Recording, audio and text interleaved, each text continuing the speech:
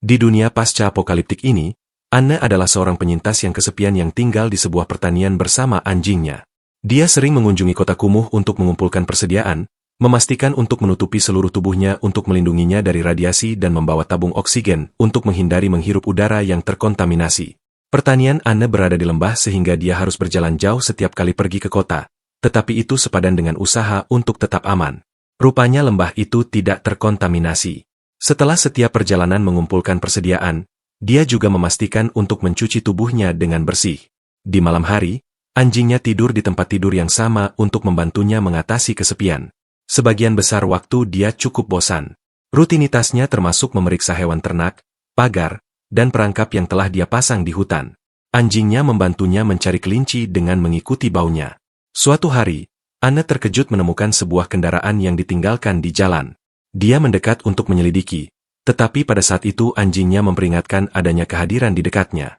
Mereka berlari bersembunyi di rumputan tinggi dan menyaksikan seorang pria dengan pakaian pelindung datang untuk mengambil gerobaknya sebelum melanjutkan perjalanannya. Terkejut dengan kehadiran penyintas lain, Anne mengikutinya secara diam-diam. Pria itu menggunakan sebuah alat untuk memastikan area ini bebas radiasi dan akhirnya melepas helmnya untuk menghirup udara segar. Dan menyaksikan John berteriak kegirangan sambil melepas pakaiannya juga. Ketika Anne keluar dari persembunyiannya, dia menemukan John sedang mandi di bawah air terjun. Dia bergegas menyuruhnya pergi, tetapi karena dia membawa senapan berburunya, John mengira dia mengancamnya dan mengarahkan senapannya sendiri ke arahnya sebagai balasan.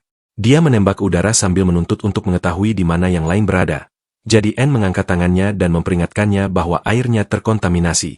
John yang ketakutan segera berlari kembali ke gerobaknya dan menggunakan alatnya untuk memastikan bahwa dia telah mandi di air yang terkontaminasi radiasi.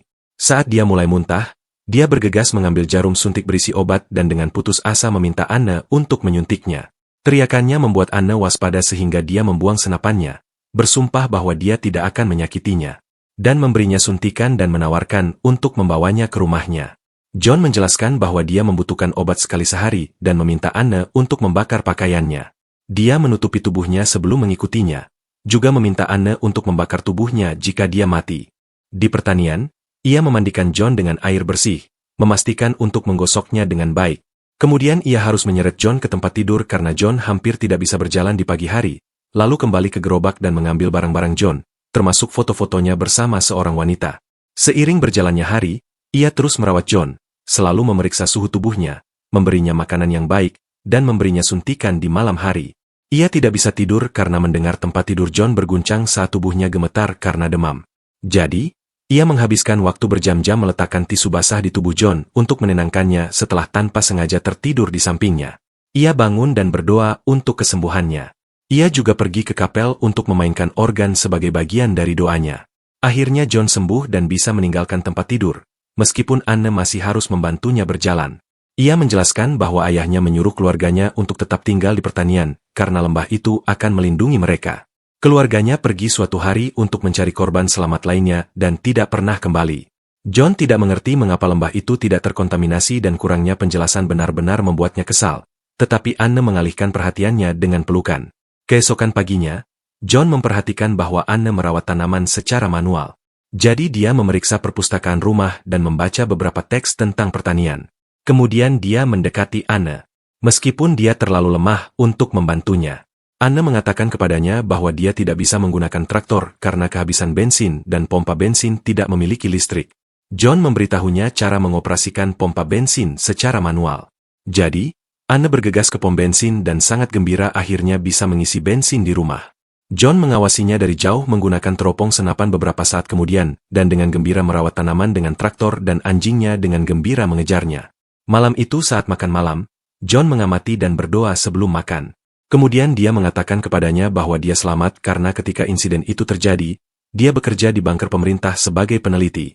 Dia akhirnya meninggalkan bunker karena merasa terjebak dan menginginkan kehidupan nyata lagi dan bertanya-tanya, apakah dia sedang mencari istrinya dan menyebutkan foto-foto itu.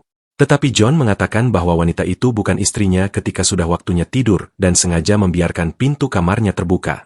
John memperhatikan kaki telanjang wanita itu, tetapi tetap pergi ke kamarnya sendiri keesokan harinya dan pergi memancing di kolam dan mengambil kesempatan untuk berenang. Sering bertukar pandang dengan John saat John memperhatikannya setelah itu, Mereka memasak ikan bersama dan menjelaskan bahwa kolam itu berasal dari sumber air yang sama dengan sumur, yang konon berada di bawah tanah. Kolam itu akan membeku di musim dingin. Dan tidak menjelaskan betapa sulitnya bertahan hidup terakhir kali, karena generator rumahnya rusak. Ketika mereka kembali, John memeriksa generator dan memastikan bahwa mesinnya rusak. Anne menyalahkan dirinya sendiri karena menghubungkan DVD, tetapi John mengatakan kepadanya bahwa generator itu sudah sangat tua dan akan rusak juga. Kemudian Anne membuat lelucon tentang proyek sekolah dengan kentang, yang memberi John sebuah ide. Mereka pergi ke air terjun dan melihat ukurannya. John memastikan dia dapat membangun kincir air yang dapat menggerakkan generator. Dia akan membutuhkan banyak kayu untuk melakukannya, jadi dia ingin membongkar kapel. Anne menentang ide itu dan menjelaskan bahwa ayahnya membangun kapel itu agar dia bisa berkhotbah setiap hari Minggu. Dia percaya lembah itu tidak terkontaminasi karena kapel telah melindunginya. John menunjukkan bahwa ayahnya atau Tuhan bisa saja meninggalkan kapel itu agar mereka dapat memulai lagi, tetapi Anne tetap menolak. Malam itu, anjing itu terus menggonggong di pintu tanpa alasan yang jelas. Keesokan paginya, Anne melakukan pekerjaan rumah tangganya seperti biasa dan John melakukan perawatan pada mesin-mesin. Setelah itu, ia pergi ke pasar di pinggir jalan untuk membeli perbekalan. Saat ia bergabung dengannya, Anne menyadari bahwa John sangat mabuk. John melempar-lempar kotak, mengatakan bahwa ia telah mengetahui selera Anne dengan memperhatikan barang-barang apa yang telah dikosongkan dan apa yang ditinggalkannya. Malam itu, Anne mencoba membantunya masuk ke tempat tidur, tetapi John membentaknya, mendorongnya ke dinding sambil mengatakan bahwa ia tidak selalu membutuhkan bantuan. Anne yang ketakutan berlari ke kamarnya. Keesokan harinya, John mencoba mengambil telur dari peternakan tetapi tidak menemukan apapun dan meminta maaf kepada Anne atas perilakunya. Beberapa waktu kemudian, Anne pergi ke kapel untuk memainkan organ dan memperhatikan seseorang mengawasinya dari jauh, tetapi orang itu telah pergi ketika ia keluar. Anne mengira itu John dan pergi ke peternakan untuk mengatakan kepadanya bahwa tidak apa-apa mendengarkannya bermain. Namun, John mengatakan bahwa ia tidak pergi ke dekat kapel. Di malam hari, mereka menikmati makan malam yang menyenangkan dengan anggur berkualitas dan berdansa bersama. Mereka akhirnya berciuman, tetapi sebelum berlanjut lebih jauh, John menghentikan ciuman itu dan berterima kasih kepada Anne atas makan malamnya sebelum pergi ke kamarnya. Beberapa menit kemudian, John memeriksa Anne di kamarnya dan Anne segera melepas gaunnya. Namun, John menyuruhnya untuk menutupi tubuhnya kembali. Anne merasa kesal dan bertanya-tanya apa yang telah ia lakukan salah, dan John meyakinkannya bahwa ia tertarik padanya. Tetapi berbuat nakal akan mengubah segalanya dan ia berpikir mereka membutuhkan waktu. Keesokan paginya, Anne memberitahu John bahwa ia bisa menggunakan kapel itu. Tetapi John menolaknya karena ia tidak ingin membuatnya kesal lagi. Beberapa waktu kemudian, saat Anne sedang memeriksa perangkapnya, anjingnya tiba-tiba berlari menaiki bukit sambil menggonggong. Anne mulai mengejar dengan terkejut dan menemukan seorang pria bernama Caleb, yang bersumpah bahwa ia tidak bermaksud jahat dan hanya ingin minum air. Anne membawa Caleb ke pertanian dan harus menghentikan John agar tidak menembaknya. Kemudian John menggunakan alatnya pada Caleb untuk memeriksa radiasi, sementara Caleb mengakui bahwa ia mencuri telur-telur itu. Ia takut meminta telur-telur itu karena orang tidak selalu ramah. Caleb selamat dari kejadian itu karena ia seorang pekerja tambang dan berada di bawah tanah ketika itu terjadi. Rekan-rekannya pergi mencari keluarga mereka, tetapi tidak pernah kembali. Ia berencana untuk terus melakukan perjalanan ke selatan dan bertanya kepada keduanya, apakah ia dapat menginap semalaman, berjanji akan pergi di pagi hari. Alat itu mendeteksi radiasi pada Caleb, yang mengaku lemah dan sudah muntah beberapa kali. John setuju untuk membiarkannya tinggal beberapa hari agar dia bisa pulih. Caleb mulai mendirikan tenda, tetapi kemudian meyakinkan John untuk membiarkannya tinggal di rumah.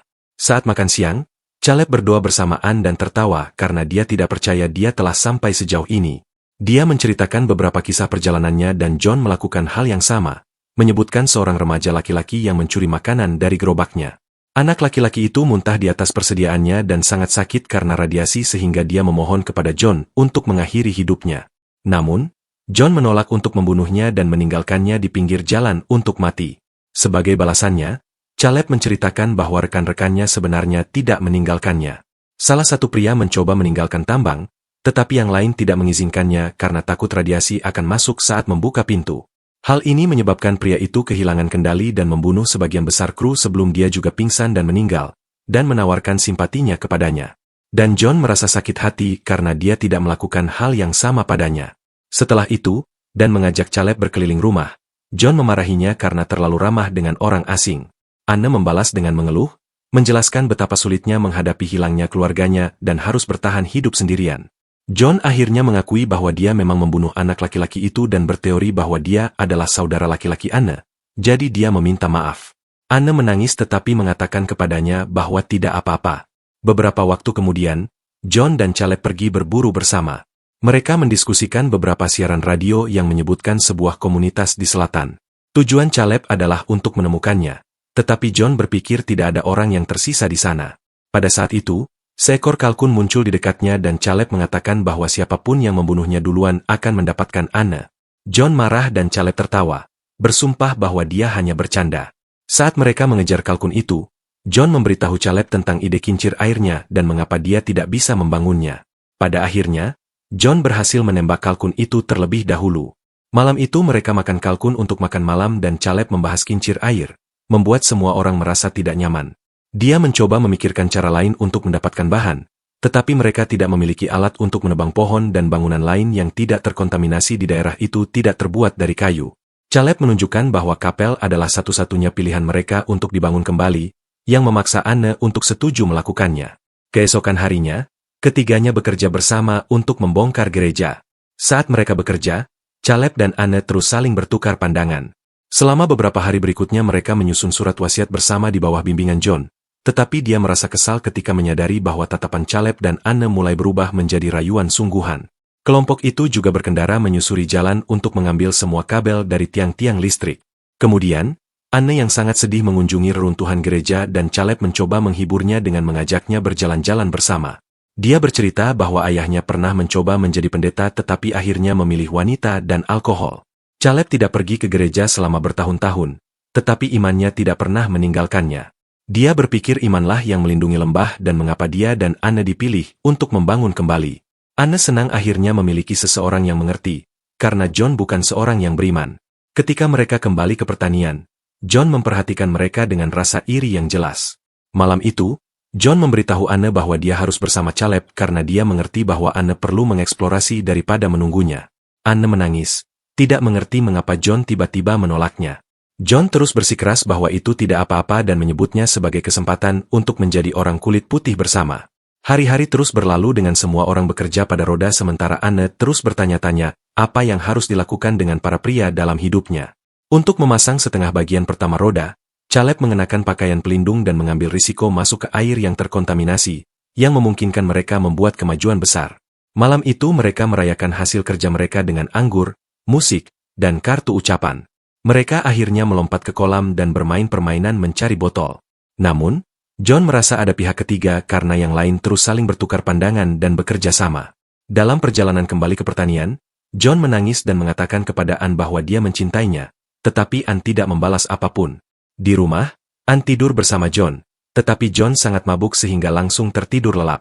Karena lelah menunggu John dan menghadapi masalah minumnya, Anne pergi ke Caleb dan mereka bermesraan di kamar mandi. Keesokan paginya saat sarapan, Caleb dengan lembut menepuk kepala Anne di depan John dan Anne merasa sangat tidak nyaman sehingga dia meninggalkan meja. Para pria setuju untuk melanjutkan pekerjaan tanpa Anne, tetapi mereka masih membicarakan betapa istimewanya Anne. Caleb bertanya-tanya apakah John menyesal telah datang, tetapi John membantahnya, mengatakan bahwa dia akan menyelesaikan roda berkat Caleb. Hal ini membuat Caleb tertawa. Dia mengatakan bahwa dia tidak percaya kata-kata John dan bahwa dia dapat merasakan kecemburuan John. Dia bahkan mengakui bahwa dia mungkin akan tetap tinggal di pertanian daripada mencari komunitas. Sore harinya, Caleb mengenakan setelan itu lagi untuk membantu John menyelesaikan proyek tersebut. Mereka dengan hati-hati memasang bagian-bagian terakhir dan tak lama kemudian roda itu berfungsi dengan sempurna. Setelah perayaan singkat, Caleb mulai mendaki kembali dan terpleset di bebatuan yang basah. Untungnya, John memegang tali dengan erat, mencegahnya jatuh. Kemudian Caleb berhasil sampai ke puncak dengan selamat, hanya untuk terpleset lagi. John meraih tali di detik terakhir tetapi tidak bergerak. Dia bertukar pandangan serius dengan Caleb sambil bertanya-tanya apa yang harus dilakukan. Beberapa waktu kemudian, John kembali ke pertanian dan mencoba meminta maaf atas kejadian semalam.